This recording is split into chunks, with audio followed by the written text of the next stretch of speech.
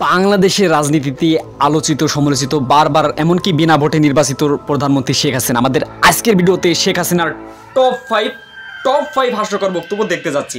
হিসেবে 5 নম্বরে যেটি থাকবে সেটি হচ্ছে এটি সেটা দিয়ে খেলেই হয়, আমরা তাই খাই। মিষ্টি কুমড়া দিয়েও খুব ভালো বেগুনি না বানায়, মিষ্টি কুমড়া দিয়েও বেগুনি বানানো যায়। এখন আমরা শেখ হাসিনার টপ 4 হাস্যকর বক্তব্য দেখতে যাচ্ছি। বিশেষ করে তিনি 90 দশকে টেলিভিশনের সামনে একটা সাক্ষাৎকার দিয়েছিলেন। সম্ভবত তিনি তখন সরকার বিরোধী ছিলেন, মানে তিনি বিরোধী পক্ষ ছিলেন। সেখানে তিনি মিডিয়ার সামনে একটা কথা বলেছিলেন যে যখন তিনি প্রধানমন্ত্রী হবেন বা রাষ্ট্র ক্ষমতায় আসবেন তিনি টেলিভিশন তাকে মোটেও দেখা যাবে না। কিন্তু বর্তমান পরিস্থিতি কি হয়েছে সেটা আপনারা এই বক্তব্য শুনলেই বুঝতে পারবেন। এইভাবে ওয়াদা ভঙ্গ করার কি যুক্তি আছে? নিশ্চয়ই করব। এবং আমি যদি প্রধানমন্ত্রী হই, আমি আপনাকে বলে দিচ্ছি, সপ্তাহে একদিনের বেশি টেলিভিশনে অন্তত আমার চেহারা দেখবেন না, এটুকু বলতে পারি। এখন আমরা টপ 3 শেখ হাসিনার হাস্যকর বক্তব্য দেখতে যাচ্ছি। বিশেষ করে তিনি একটা কথা বলেছিলেন যে বাংলাদেশের সংকটময় পরিস্থিতি, বিশেষ করে এই যে বাংলাদেশের টাকা পয়সার যে পরিস্থিতি, মানে মুদ্রাস্ফীতি যা হচ্ছে বা বাংলাদেশের হাতে টাকা পয়সা তেমন একটা নেই, বাংলাদেশের দ্রব্যমূল্যের যে একটা উদ্যোগতি, তিনি কিন্তু জনগণকে কাঁঠাল খাওয়ার একটা উপদেশ দিয়েছিলেন বা কাঁঠালের বার্গার হয় সেখান থেকে তিনি কিন্তু কাঁঠাল রানী। আরে কথাবার্তা একটু সাবধানে বলতে হয়, মানে পরিস্থিতি না বুঝে বললে হবে নাকি? নাই তুমি খুব সাবধান হয়ে যাও। যাও, এখন কাজের কথা হচ্ছে সেখান থেকে কিন্তু তিনি কাঁঠাল রানী উপাধি পেয়ে যায়, যেটা আমি বলতে চাইনি, তারপর বলতে বাধ্য হলাম। সেটা থাকবে নাম্বার 3-এ। কাঁঠালে কাবাব করি, মাংসের পরিবর্তে কাঁঠালটা দিয়ে আমরা ওই স্বামী কাবাব বানানো বা বার্গার বানানো, কারণ আমাদের এখন অনেকে ভেজিটেরিয়ান হয়ে গেছে। এখন আমরা টপ 2 হাস্যকর বক্তব্য দেখতে যাচ্ছি, যেটা বাংলাদেশের এই প্রধানমন্ত্রী শেখ হাসিনার মুখ থেকে। সেটা হচ্ছে তিনি সাম্প্রতিক 2024 সালে কোটা বিরোধী বা কোটা সংস্কার আন্দোলনে নিয়ে যে একটা তুমুল আলোচনা হয় সমগ্র বাংলাদেশে, এমনকি সমগ্র বিশ্বে, বাংলাদেশ একটি গণহত্যার সম্মুখীন হয় শেখ হাসিনা একটি বক্তব্যকে কেন্দ্র করে। সেটা যথেষ্ট হাস্যকর ছিল, কারণ যারা স্বাধীনতার পক্ষের শক্তি তিনি বলে থাকেন, যারা মুক্তিযোদ্ধা তারা মুক্তিযোদ্ধা, আর মুক্তিযোদ্ধার বিরোধী যদি হয় বা আওয়ামী লীগ যদি সে না করে থাকে সে অবশ্যই রাজাকার। মানে সাধারণ মানুষ বলতে কিছু নেই, তার বক্তব্যের মাধ্যমে এটা স্পষ্ট। সে সাধারণ শিক্ষার্থীদেরকে রাজাকারের নাতিপুতি হিসেবে আখ্যায়িত করেছিলেন। সেটা থাকবে নাম্বার 2-এ। তার মানে কি মুক্তিযোদ্ধার সন্তান নাতিপুতিরা কেউ মেধাবী না? যত রাজাকারের বাচ্চারা নাতিপুতি হলো মেধাবী, তাই না? রাজাকার নাতিপুতিরা সবকিছু পাবে, মুক্তিযোদ্ধারা পাবে না। মুক্তিযোদ্ধাদের নাতিপুতিরাও পাবে না, তাহলে কি রাজাকারের নাতিপুতিরা পাবে? এখন আমরা শেখ হাসিনা সেই কাঙ্ক্ষিত 1 নাম্বার হাস্যকর বক্তব্য দেখতে যাচ্ছি। বিশেষ করে এই যে আমি ভিডিও শুট করছি বা এই যে আমরা সোশ্যাল মিডিয়া ব্যবহার করি, ইন্টারনেট ব্যবহার করি, মোবাইল ফোন ব্যবহার করি, এই মোবাইল ফোন কে দিয়েছে? আওয়ামী লীগ সরকার দিয়েছে। হ্যাঁ, আওয়ামী লীগ সরকার, আপনি ভুল শুনছেন না। কারণ আমি ফোন কিনলাম 13, 14, 15, 20 হাজার টাকা দিয়ে খরচ করে, তারপরে সেটা নাকি আওয়ামী লীগ সরকার দিয়েছে। যাই হোক, একটা সরকার একটা জিনিস বাস্তবায়ন করতে পারে, কিন্তু কিভাবে হাতে হাতে পৌঁছে দিয়ে যায় এটা আমার মাথায় ধরে না। এটা থাকবে নাম্বার 1-এ। হাতে মোবাইল ফোন, সবাই অনলাইন ব্যবহার করেন, কি মোবাইল ফোন আছে না হাতে? আছে, কই দেখি। আওয়ামী লীগ সরকার ক্ষমতা আসার পর।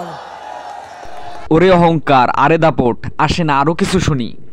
বাংলাদেশের রাজনীতিতে একজন ফ্যাসিস্ট, অবৈধ, ইসলাম বিদ্বেষী, ভারতের দালাল প্রধানমন্ত্রী ছিলেন শেখ হাসিনা। একই সাথে ছিলেন তিনি চরম একজন হিংসুটে ব্যক্তিত্ব। আমাদের আজকের ভিডিওতে শেখ হাসিনার টপ 5 হিংসাত্মক বক্তব্য দেখতে যাচ্ছি। সেই হিসেবে আমাদের তালিকার 5 নম্বরে যেটি থাকবে সেটি হচ্ছে এটি। আমাকে বেশি কথা বললে সব বন্ধ করে দিয়ে বসে থাকবো, ইলেকশনের পরে যদি আসতে পারি আবার করব। তারপর দেখি কে সাহস পায় নিতে ক্ষমতা, সেটা আমার কথা। এখন আমরা এই কুখ্যাত শেখ হাসিনার মুখ থেকে টপ 4 তার হিংসাত্মক বক্তব্য দেখতে চাই। বিশেষ করে তিনি বাংলাদেশে বিভিন্ন অবকাঠামো তৈরি করেছেন, এটা অস্বীকার করার কিছু নেই। পদ্মা সেতু, মেট্রো রেল বা টানেল, এগুলো জনগণের উন্নয়নের জন্য তৈরি করেছেন, কিন্তু ভিতরে তিনি কিন্তু জনগণকে চরমভাবে অশান্তিতে রেখেছেন এবং এদেশের বাক স্বাধীনতা এবং গণতন্ত্র গ্রহণ করেছেন। সেই দিক থেকে তিনি পদ্মা সেতু উদ্বোধনের পরে যেভাবে সেটাকে নিয়ে একটা কটাক্ষ করেছেন এবং পদ্মা সেতু নিয়ে টুপ করে ফেলে দেওয়া উচিত। আমি বিস্তারিত কিছু বলবো না, আপনার ভিডিওটি দেখবেন। এটা থাকবে নাম্বার 4-এ। আবার তার সাথে তার কিছু দোষরাও, তো তাদেরকে কি করা উচিত? পদ্মা সেতুতে নিয়ে যে ওখান থেকে পদ্মা নদীতে টুস করে ফেলে দেওয়া উচিত। আমাদের এটা এমডি পদের জন্য পদ্মা সেতুর মতো সেতুর টাকা বন্ধ করেছে, তাকেও আবার পদ্মা নদীতে দিয়ে 2টা চুবড়ি দিয়ে উঠাই নেওয়া উচিত। এখন আমরা টপ 3 এই খুনি হাসিনার মুখ থেকে দেখতে যাচ্ছি, বিশেষ করে তার হিংসাত্মক বক্তব্য। বিশেষ করে সেটা হচ্ছে তিনি কিন্তু জিয়াউর রহমান বা জিয়া পরিবারকে নিয়ে অসংখ্য সময়ে বারে ক্যামেরার সামনে মিথ্যাচার করেছে এবং তার পরিবারকে আজে বাজে কথা বলেছে। সেই দিক থেকে টপ 5 যদি হিংসাত্মক তালিকা করা হয় তাহলে অবশ্যই জিয়াউর রহমানকে নিয়ে কটূক্তি অবশ্যই আসবে। আসলে জিয়াউর রহমান বাংলাদেশের একজন সাবেক প্রেসিডেন্ট ছিলেন, একই সাথে ইসলাম মুসলমান দেশের গণতন্ত্র রক্ষায় যথেষ্ট ভূমিকা পালন করেছিলেন।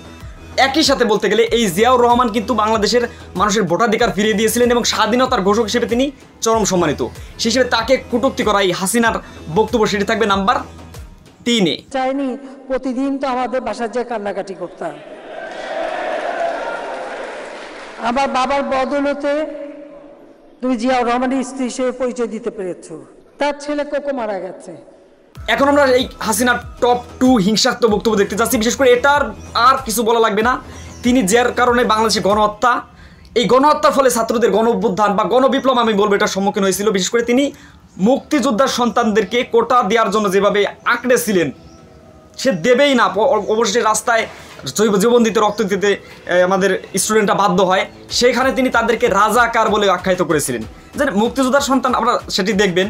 তবে একটা জিনিস বলে রাখি, তার মাথায় এতটা তিনি সাইকোপ্যাথ ছিলেন যে আপনি যদি মুক্তিযুদ্ধ করে থাকেন বা মুক্তিযোদ্ধা পরিবারের সন্তান হয়ে থাকেন আপনি মুক্তিযোদ্ধা, আর আপনি যদি মুক্তিযুদ্ধ না করে থাকেন আপনি রাজাকার, মানে সাধারণ ব্যক্তি বলে কোনো কিছু নেই। সেই দিক থেকে টপ 5 তালিকা করতে গেলে এটি অবশ্যই টপ 2-তে থাকবে, যার ফলে বাংলাদেশে তিনি গণহত্যার হুমকি দেন। মুক্তিযোদ্ধার সন্তান নাতিপুতিরা কেউ মেধাবী না, যত রাজাকারের বাচ্চারা নাতিপুতি হলো মেধাবী, তাই না? রাজাকার নাতিপুতিরা সবকিছু পাবে, মুক্তিযোদ্ধারা পাবে না। মুক্তিযোদ্ধাদের নাতিপুতিরাও পাবে না, তাহলে কি রাজাকারের মুক্তিযোদ্ধা পরিবারের কোটা? এখন আমরা সে কাঙ্ক্ষিত 1 নাম্বার হিংসাত্মক বক্তব্য দেখতে যাচ্ছি কাঁঠাল রানী মাদার অফ মাফিয়া হাসিনার মুখ থেকে, যিনি কিন্তু চরম হিংসাত্মক একজন ব্যক্তি, তো এটা বলার অপেক্ষা রাখে না। সেই দিক থেকে 1 নাম্বার যেটি থাকবে সেটি হচ্ছে, আমার সাথে যদি কিছু তেড়িবিড়ি করা হয় আমি সব কিছু বন্ধ করে দিয়ে বসে থাকবো। মানে এই যে আমি একটা ভিডিও আপলোড করলাম বা অনলাইনে বিভিন্ন কাজ করি, আমার ভিডিওতে যদি লাইক না দেন আমি আর ভিডিও বানাবো না।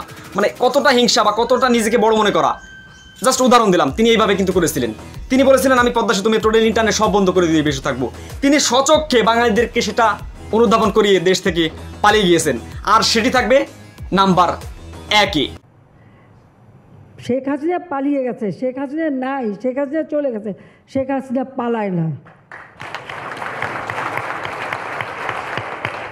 তো বন্ধু আপনারা দেখতেই পারলেন শেখ হাসিনার এই সমস্ত হিংসাত্মক বক্তব্য, বিশেষ করে তার মনে কিন্তু যথেষ্ট হিংসা বিদ্যমান, আপনারা সবাই জানেন, দলমত নির্বিশেষে সবাই এটা স্বীকারও করে নিয়েছে।